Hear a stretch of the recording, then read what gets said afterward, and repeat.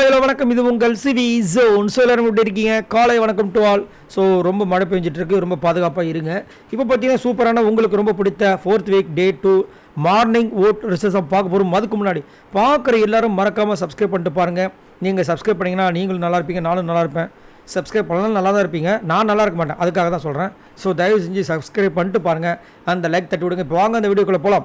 So நேற்று பார்த்தீங்கன்னா நிறைய சம்பவங்கள் நடந்துச்சு. அதில் குறிப்பாக பார்த்தீங்கன்னா கனி வர்சஸ் விஜய் பார்வதி, இவங்க 2 பேரில் இவங்க மேலே தாங்க தப்பு, இவங்க கரெக்டாக இருக்காங்க அப்படின்னா நீங்கள் யாரை சொல்லுவீங்க? மறக்காமல் கீழே கமெண்ட்ஸ் பண்ணுங்கள். அது மட்டும் இல்லாமல் வீக்லி டாஸ்க் அப்படின்ற பேரில் அவங்களோட உடைமை, பல் தைக்கிற ப்ரெஷ்லேருந்து சோப்பு சீப்பு கண்ணாடி, சாப்பிட்ற சாப்பாட்டிலேருந்து எல்லாத்தையுமே பிடுங்கி இது பண்ணிட்டு சோத்துக்கு இனிமேல் பிச்சை தான். சப்போஸ் உங்களுக்கு அதை மீறி வேணும் அப்படின்னா டாஸ்க் விளையாடி ஜெயிச்சு அதை எடுத்துக்கோங்க அப்படின்ற மாதிரி ஒரு டாஸ்க் கொடுத்துருக்காங்களே, இதை நீங்கள் எப்படி பார்க்குறீங்க? சூப்பர், செம்மையாக இருக்குங்க அப்படின்னு பார்க்குறீங்க. என்னங்க இப்படிலாம் பண்ணலாமாங்க, இதெல்லாம் நல்லாவா இருக்குது அப்படின்னு தோணுதா? மறக்காமல் கமெண்ட்ஸ் பண்ணுங்கள். அதே மாதிரி கமருதனோட அந்த மன மாற்றம் உங்களுக்கு எப்படி இருக்குது? எனக்கு என்னமோ ஓரளவுக்கு நம்புற மாதிரி இருக்குது, நம்பாத மாதிரி இருக்குது. உங்களுக்கு என்ன தோணுது அப்படின்றத சொல்லுங்கள். இப்போ வாங்க அந்த அனலைசிஸ் வீடியோக்குள்ளே போகலாம். ஸோ ஃபர்ஸ்ட் பிளேஸில் யார் இருக்காடு பார்த்தீங்கன்னா கானா வினோத் இருக்காருங்க. அச்சோ என்னங்க இது, விஜய் பார்வதி இருக்காக, கமருதன் இருக்காக, இவங்களெல்லாம் விட்டுட்டு கானா வினோத் வந்து ஃபஸ்ட்டு வந்திருக்காருன்னா என்ன அர்த்தம்? ஒன்றுமே புரியலையே. சரி, இவர் எவ்வளோ ஓட்ஸ் வாங்கியிருக்காரு அப்படி பார்த்தீங்கன்னா 31,289 ஓட்ஸ் வாங்கியிருக்காங்க. ஓட்டிங் பர்சன்டேஜ் பார்த்தீங்கன்னா 37.64. ஸோ கானா வினோத் கண்டிப்பாக வந்துட்டு நிறைய பேரோட மனசை வந்துட்டு கொள்ளையடிச்சிட்டார் அப்படின்னு தான் சொல்லி ஆகணும். நேற்று வந்துட்டு விஜய் சேதுபதி திவாகருக்காக பறிஞ்சு பேசி அவர் லெஃப்ட் ரைட்டு வாங்கும்போது நிறைய பேர் கமெண்ட்ஸில் வந்துட்டு ஏங்க அவர் ரொம்ப பாவங்க, அவரு போய் கலாய்க்கிறீங்களேங்க, அவர் பச்சை மண்ணுங்க, குழந்தைங்க, பச்சை குழந்தைங்க அப்படின்ற மாதிரிலாம் வந்துட்டு இது பண்ணுறாங்க. அதே மாதிரி நல்ல திறமையான ஒரு போட்டியாளர், மாற்றுக்கிறது கிடையாது. ஆனால் கலாய்க்கணும்னு நினச்சா இன்டெப்த்தாக போய் கலாய்க்கிறாரு, ரொம்ப கேவலமாக கலாய்க்கிறாரு, ரொம்ப மட்டமாக கலாய்க்கிறாரு. அதை அவர் தவிர்க்கிறது நல்லது. ஆனால் அதை வந்து நைட்டே சொல்லிட்டார், முந்தானத்து நைட்டே சொல்லிட்டார் விஜய் பார்வதி கிட்ட, எனக்கு நிறைய ஆசைகள் இருக்குது, நிறைய தேவைகள் இருக்குமா, நான் அதை இந்த பிக் பாஸ் வீட்டுக்குள்ளே இருந்தால் தான் அதை நிறைவேற்ற முடியும், இனி நான் யாரோட வம்புக்கோ தும்புக்கோ போக மாட்டேன் அப்படி சொல்லிட்டார். விஜய் பார்வதி நினச்சாங்க அஜ்ஜோ இவனை வச்சு ஏதாவது ஒரு கேம் ப்ளே பண்ணலாம், பார்த்தா போச்சேன்ட்டு. அதுக்கப்புறம் கூட வந்து பார்த்திங்கன்னா நிறைய பஞ்சாயத்து போச்சு, அதில் போய் என்ட்ரன்ஸ் மட்டும் கொடுத்துட்டு கம்முன்னு வந்துட்டார். ஸோ இந்த கானாவனத்தை பற்றி என்ன நினைக்கிறீங்கன்றதை மறக்காமல் கீழே கமெண்ட்ஸ் பண்ணுங்கள்.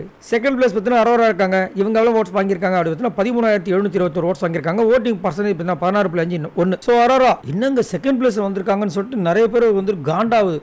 ஏன்னா இவங்க என்ன அப்படி பண்ணிட்டாங்க, இவங்களுக்கு வந்துட்டு இவ்வளோ ஓட்டை வந்து மக்கள் போட்டு இவங்களை தூக்கி செகண்ட் பிளேஸில் உட்கார வச்சுருக்காங்க. அது இவங்களுக்கு அடுத்தது பார்த்தீங்கன்னா கமருதீன் இருக்கார், பார்வதி இருக்காங்க, கலையரசன் இருக்காங்க. இவங்க இப்போ அரோரா வந்துட்டு இவங்க 3 பேரை விடவா சூப்பராக வந்து பர்ஃபார்மன்ஸ் பண்ணிட்டாங்க. சரி, கலையரசனை சொல்லலாம், கலையரசன் அந்த லிஸ்ட்லேயே இல்லை, அவர் எதுக்கு இதில் சேர்க்குறீங்கன்னா சரி ஓகே. பார்வதி கமருதீனை விடவா அரோரா வந்துட்டு சூப்பரான பர்ஃபார்மராக இருக்காங்க. அதுவும் வந்துட்டு இந்த நம்ம திவாகர் அவர் என்ன பாவம் பண்ணார், ஏற்கனவே அவருக்கு வந்துட்டு இந்த பெண்கள்கிட்ட பழகிற விஷயங்கள்லாம் நிறைய கம்ப்ளைண்ட்லாம் இருக்குது. இதில் அவரை வந்து ஒரு இடத்துல உட்கார வச்சு பக்கத்தில் எஃப்ஜே வச்சு இந்த கானா வினோத் இன்னும் ஒரு சில பேரில் சேர்ந்துக்கிட்டு ரம்யாஜும் கூட இருக்காங்க, உங்களுக்கு நான் முத்தம் கொடுக்க போகிறேன், அவர் அப்படியே சைலண்ட்டாக இருக்கார், கண்ணை முடிக்குங்கன்னு சொல்லி கிட்ட நெருங்கும்போது எஃப்ஜே வந்து முத்தம் கொடுத்துட்டாரு. இவர் அவங்களே தான் கொடுத்துட்டாங்கன்னு நினச்சிட்டு இருக்காரு. எதுக்குன்னு கேட்குறேன், அடுத்தவங்களோட அந்த எமோஷன்ஸோடு ஏன் விளையாடுறீங்கன்னு கேட்குறேன். இவ்வளவு மட்டமான ஒரு கேரக்டராக இருக்காங்களே தான் ஒன்றும் புரியல. ஆனால் அவங்களையும் வந்து ஓட்டு போட்டு மக்கள் செகண்ட் பிளேஸில் உட்கார வச்சுருக்காங்கன்றது இன்னும் கொடுமை. உங்களுக்கு என்ன தோணுதுன்றதை மறக்காமல் கீழே கமெண்ட்ஸ் பண்ணுங்கள்.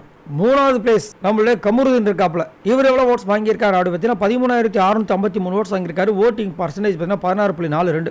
ஸோ கமருதீனுக்கும் அரோராக்கும் எவ்வளோ ஓட் டிஃப்ரென்ஸ் அப்படி கேட்டிங்கன்னா 100 ஓட். சரிங்களா, ரொம்ப பெருசு கிடையாது. பட் இருந்தாலும் கமருதீன் எப்படி கீழே அதுக்கு மேலே அரோரா ஒன்றும் புரியலையே பண்ணுற மாதிரி தான் இருக்குது. அது மட்டும் இல்லாமல் இன்றைக்கி கமருதீன் பண்ண விஷயங்கள்லாம் வந்து ரொம்ப ஷாக்கிங்காக இருந்துச்சு. இது அவரா இல்லை அதுதான் இவரா, ஒன்றுமே புரியலையாப்பா. நேற்று வரைக்கும் வந்து வெண்ணை வெட்டு வீராசாமி மாதிரி இருந்தார், இன்றைக்கி நான் சூனா போன மாதிரி இருக்காப்பா. அதாவது சண்டையை போட தெரியாத ஒரு அப்பாவி குழந்தைப்பா. இந்த ஆளை பார்த்தா நீங்களாம் வந்துட்டு ரவுடின்னு சொன்னீங்க, இந்த குழந்தை மூஞ்சை பார்த்தா நீங்களாம் வந்துட்டு கொடூரமானவர்னு சொன்னீங்க, என்னையா நடக்குதுன்ற மாதிரி புதுசாக பார்க்குறவங்க கேட்பாங்க. அந்தளவுக்கு மூஞ்சை சாந்தமாக வச்சுக்கிட்டார். அதுவும் வந்து திடீர்னு வந்துட்டு கேமரா முன்னாடி வந்துட்டு ரொம்ப ஃபீல் பண்ணி சொல்கிறார். இவர் ஃபீல் பண்ண வேறு மாதிரி இருக்குமே அப்படின்னு நினச்சா அந்த இதில் உண்மையாகவே ஃபீல் பண்ணுறாரு.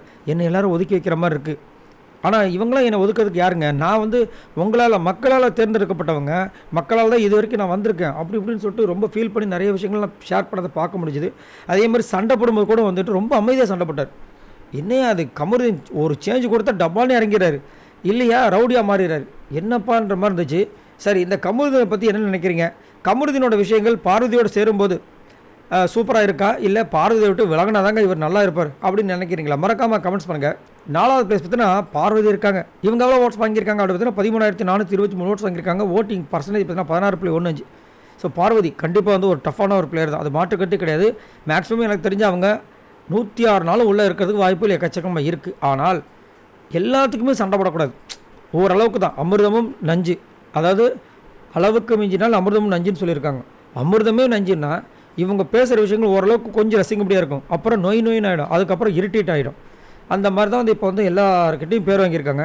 ஆனால் இதில் இன்னொரு கொடுமை என்னென்னா, இந்த கனிக்கு எப்பயுமே வேலை வாங்குறதுல பார்வதியை மட்டும்தான் வேலை வாங்குவாங்க. எத்தனை வாரங்கள் ஆனாலும் சரி.